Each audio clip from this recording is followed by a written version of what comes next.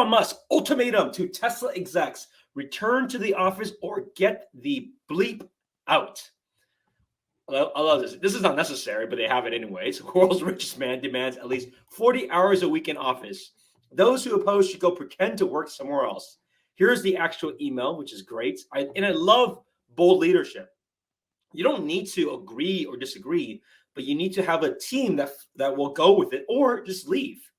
I know if you think about like Coinbase, I know now they're not doing so well, to be fair, but Brian Armstrong at the time, he was like, okay, we don't want politics in the workforce, right? We don't need that here. This is not the mission. This is not the core drive. Same with what Elon Musk said. Look at this. Let's read this together. Everyone at Tesla is required to spend a minimum of 40 hours in the office per week. Moreover, the office must be where your actual colleagues are located, not some remote pseudo office. If you don't show up, we will assume you have resigned. No severance. Straight up, you quit. The more senior you are, the more visible must be your presence. This is why I lived in the factory so much, so that those on the line could see me working alongside them. If I had not done that, Tesla would have long ago gone bankrupt. This is actually fantastic. Not a lot of people hear about this story. Check out the recent video. Came out, I think, 1 day ago by the Tesla owners of Silicon Valley. Great job, by the way, of doing the interview with Elon Musk in Austin of the real beginnings. Like, what was it really like? People don't understand. They just see the glitz and glamour of, oh, he's now the richest person in the world. He's now being a dictator. No. Understand what he had gone through to make it what it is, to being one of the best products in the world.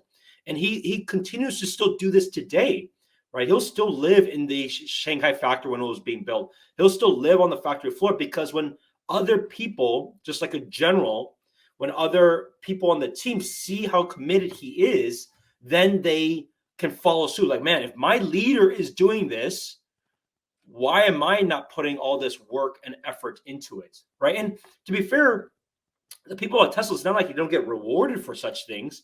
It's not like he's asking people to work slave labors and not getting paid. That's a different thing. People can get compensated very well for this.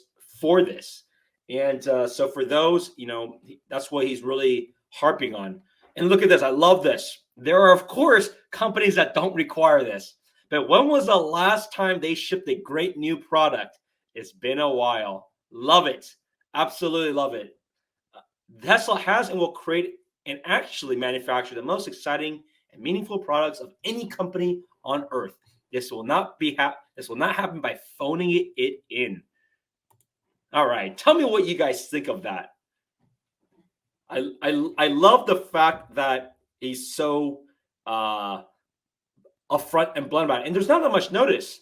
So for those that have been kind of living somewhere else and doing this remotely, Tesla for the most part hasn't been that way. He's really been wanting people in the office for a long time, and this is the clear reason why. If you don't agree with it, try to go find another job. Now the thing moving forward though is, a lot of those jobs that are quote unquote flexible were these younger companies that were already kind of struggling to bring on talent. They're even more struggling now because of combination. They're cutting jobs. So that's a big problem. You can see they were kind of gung-ho in the beginning. Now they're cutting jobs. And then number two, it's also a problem where now their stock is worth much less than before, right? Or it could be completely underwater. Like if you look at the valuation rounds, most of the valuations of these companies that are private companies have been a down round. So many of them may be underwater if they just joined in the last couple of years. And so like these things have all this, remote work, all these things about, we don't need an office. These companies are just doing whatever they can to attract talent. Those people are not going to be hiring as much anymore. But who are the ones that still want people in the office, who are still making a lot of money, who are actually still hiring? Well, that's usually big tech. And so that's the situation, what's going on right now. So I like the stance because he's very firm at it. There's no wishy-washy. And so that's if you don't like it, then leave. It's very simple. And if you want to leave, your options are a whole lot less than they were before. At the same time, what are they doing? He's planning to cut salaried workers. They're going to still hiring. So this is a big thing, right? This is a big thing. They're still looking to hire a lot of people in the factory, mainly in the factory side of things. But from an office employee perspective, which are salaried employees, they are planning to cut people. And I think there's up to 10% of the workforce. And there's many things. I think there's several things. Now, Tesla, to be fair, has 100,000 employees.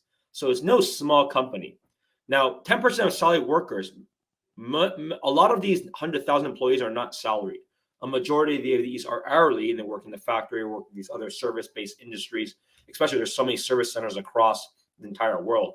So my guess, salary-wise, for a company this size, I'd probably guess, you tell me if I'm accurate, my guess is probably 15,000 is total salaried workers. For the company this size, my guess is that. I think that's even a lot, maybe even less than that. 15,000 salary workers. So they may cut as much as 1,500 people. On one end, that's not good news. On the other end, a lot of companies are doing this because they know they had too much bloat, right? They grow fast. They were able to kind of get by when things were very rosy. But now when things are getting dicey ahead, then they want to cut that bloat out so that they can be much more lean and efficient.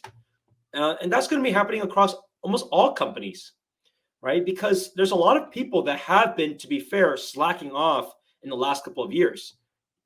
Let's just be honest. It's been very real. This is not just, I mean, Tesla has probably ran it a certain way, but in general, like they have been able to kind of coast. And I know a lot of people have gotten real estate licenses at the same time doing these kind of side jobs. And so that is greatly changing, right? And I that's my guess. And I suspect this will be the case where quite a bit of bloat will be in. A lot of people may naturally not be wanting to be, naturally resign themselves, right, for not being in the office.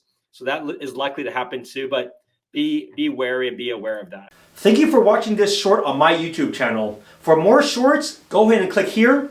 For more live streams, you can go ahead and click here. I'll see you in the next one.